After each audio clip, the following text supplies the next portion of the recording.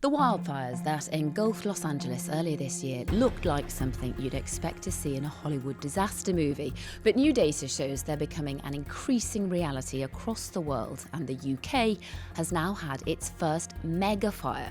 So what exactly is all that burning doing to the planet? It kind of builds and builds and builds because you're putting more carbon into the atmosphere and you're removing the trees which are taking the carbon out of the atmosphere. I'm Lucy Watson, and this is What You Need to Know.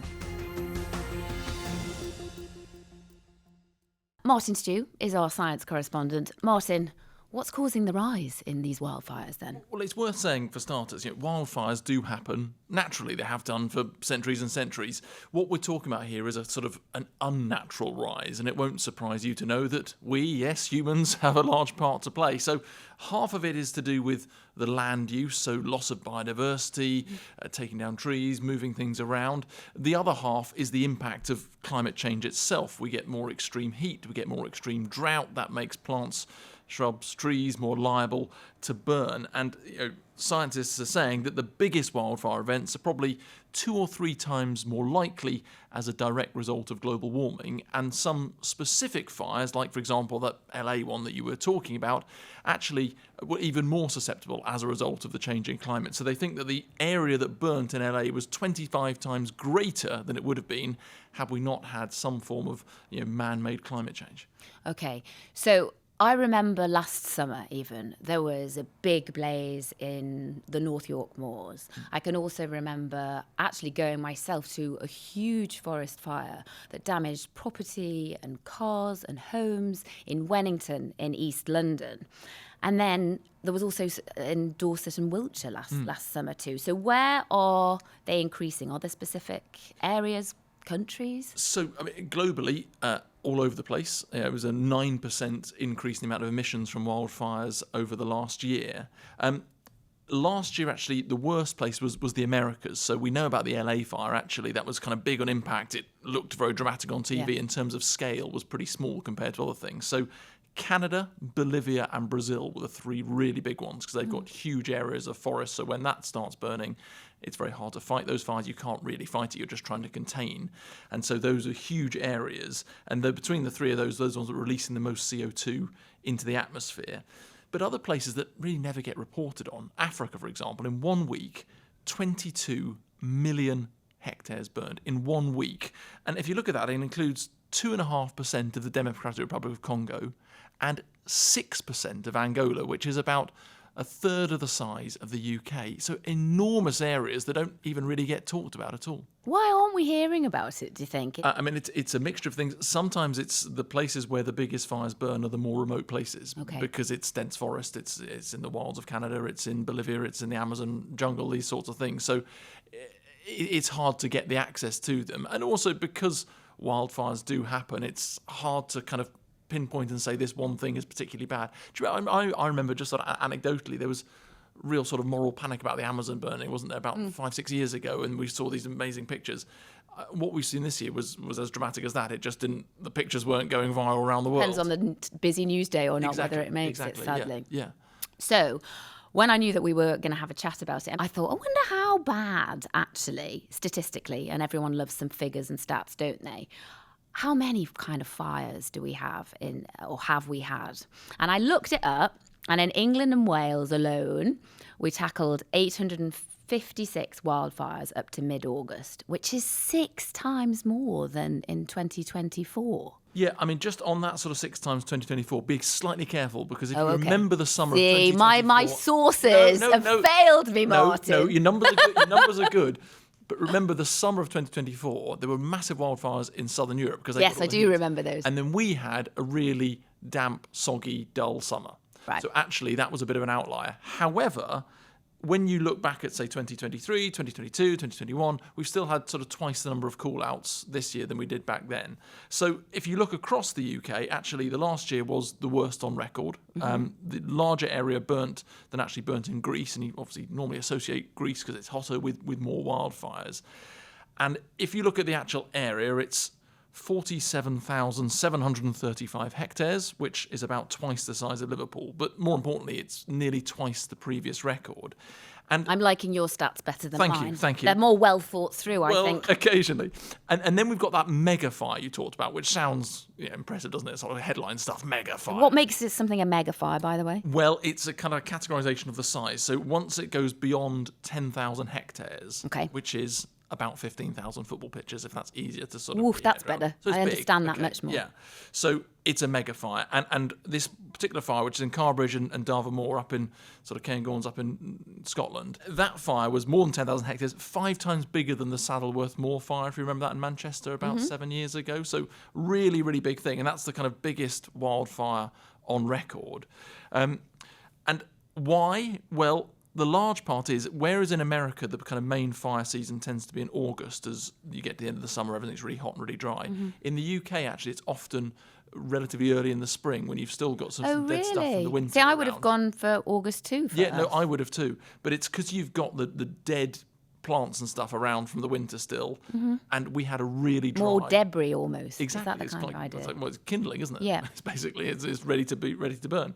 So we had the driest spring on record this year, and that meant for a longer period you weren't getting that kind of luscious green growth. You were having more dry stuff around, and that's why the risk of these fires was far greater. Add into that then the heat waves, longer prolonged spells of dry weather, and it becomes very difficult.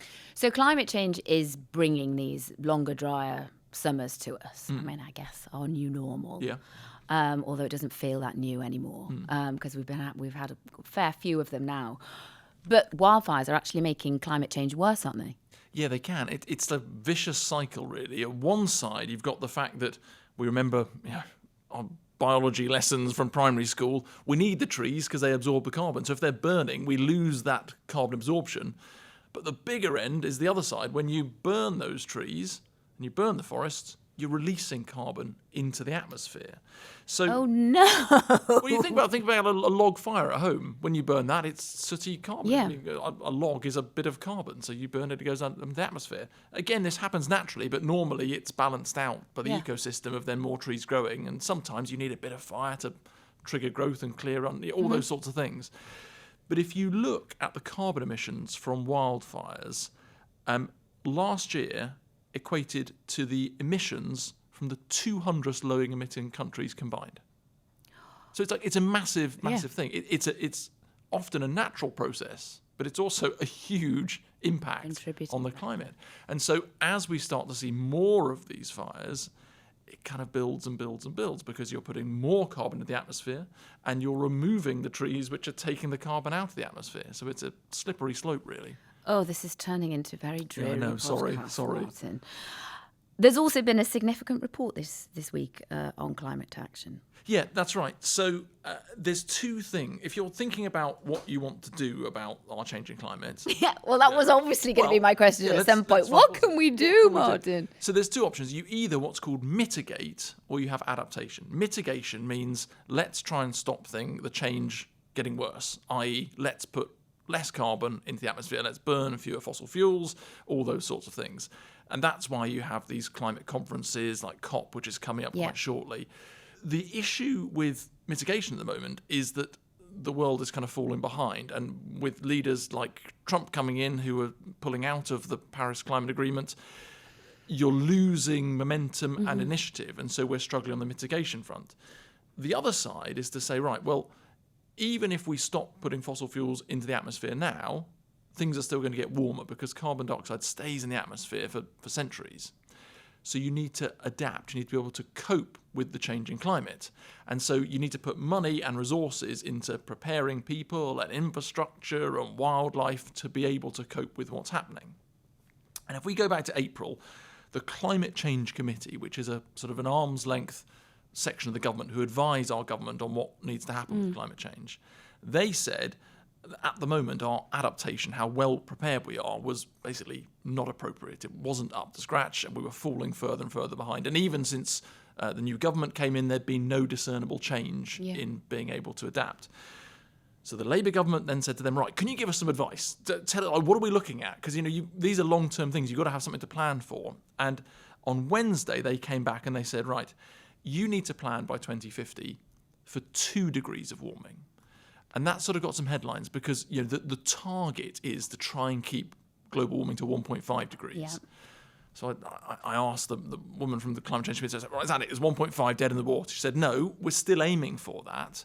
But every fraction of a degree that you go over that, then things get more difficult and the cost of adapting goes up. And so really, when you're looking to plan, you need to have a kind of a conservative with a small c plan in place. So that's where you're aiming for 2 degrees. And then I sort of asked, well, what does 2 degrees of warming look like if you're trying to adapt for the future? And it looks like, twice as many heat waves, drought conditions for potentially twice as long, which means doubling the risk of more wildfires again.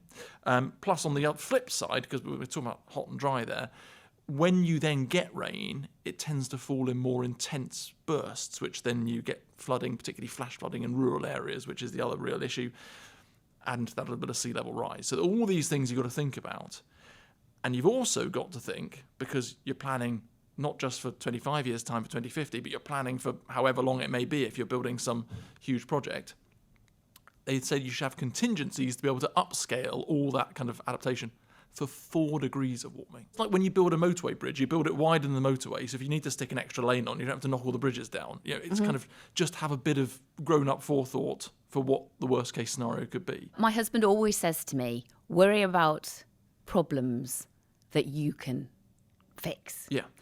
Climate change is not one little old me can fix, but I can do my bit, maybe. Yeah.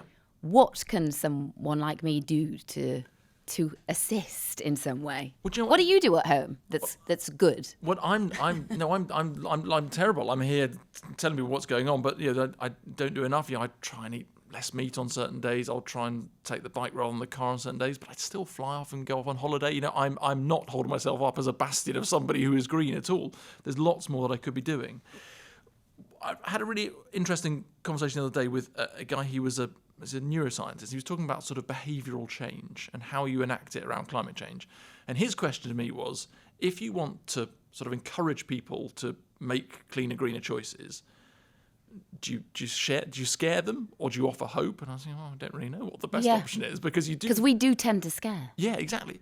But his point was, if you scare people, some people will be galvanised into action. Fantastic, start more recycling. They'll go down to a one-car family, whatever it might be. Other people will say, ugh, it's too big. I can't cope. I'm just switching off. I can't make any difference. And also, when you look globally, you think, oh, well, the UK is 1% of emissions. Yeah. China's doing more. America's doing more. I just forget it. And then another portion will say, they'll rally against it and say, they're lying to us. It's not true, which we see, don't we? There's this real climate polarisation. Climate change deniers. Yeah. So if you go down the kind of fear line too much, then that's the other option. If you go down the hope line, I think, fantastic, we'll inspire you by saying, you can make a difference, Lucy. Well, people might get complacent. You mean I can't? Well, no, you can.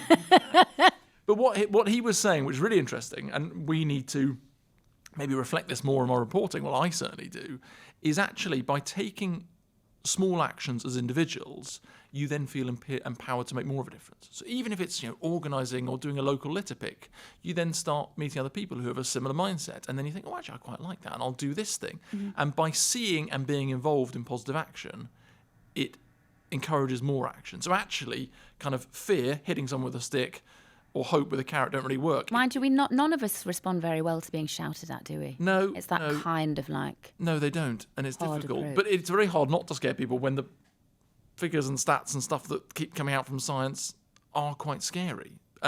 So I think any small differences, any different things you can do make a change.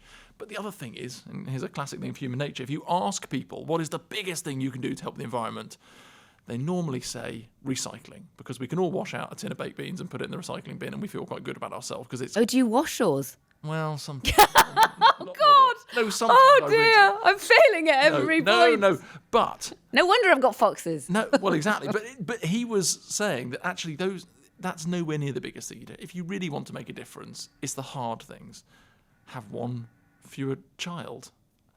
Don't fly on holiday. Get rid of your family car. But those things aren't comfortable. They're the really difficult things. I'm not saying that everybody needs to do those things, but it's finding a balance through. And a lot of it needs to be, kind of government driven and incentivized. I'm not saying kind of cracking down with the hard stuff, but making greener choices easier than non-green choices. Because we all know money talks, doesn't it? You need life to be easy. People are struggling. So you need to make the greener choices easier. Meanwhile, the government need to do the big things, the big ticket things like building flood defences, helping with restoration of nature, all those things that we know about, but they don't come cheap either. I shall stick to washing out my tins of beans then. Good. Why not? Martin, great to talk to you always. And for our reporting on all things climate and science, head to itv.com/news and follow us on YouTube. Until our next quick briefing, thank you for joining us.